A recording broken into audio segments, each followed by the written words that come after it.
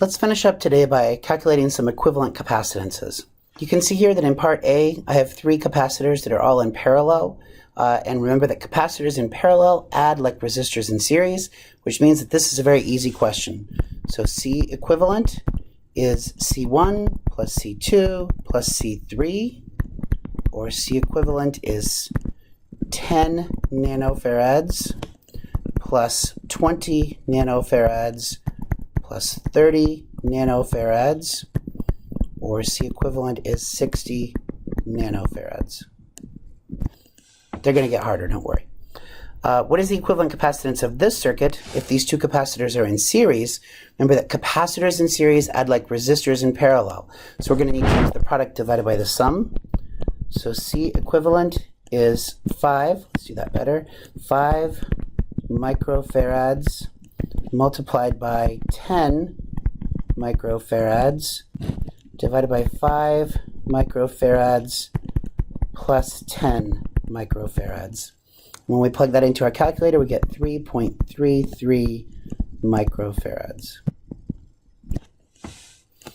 And then to see the combinations together, we have a circuit here where we're going to need to, first of all, combine each of the pairs that are in series, and then we'll combine the 3 resulting capacitors in parallel.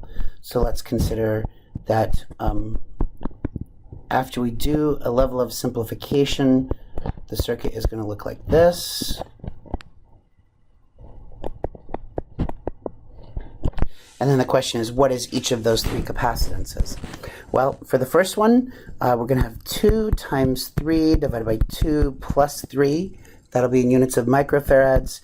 We end up with 1.2 microfarads. So this one is 1.2 microfarads.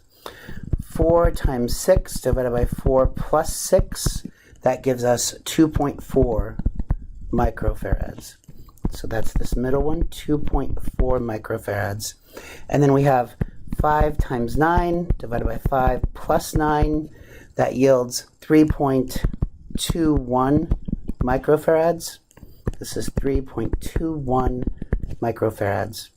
And now finally then, C equivalent, because these capacitors are now in parallel, they add like resistors in series, which just means that we just simply add their capacitance.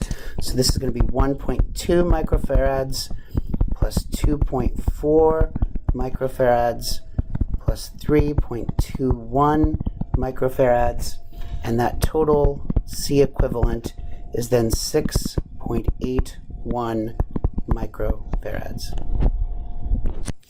So you already have all the tools to combine capacitors in series and parallel. It's just that you have to apply those tools in the opposite way as you used to apply them for resistors.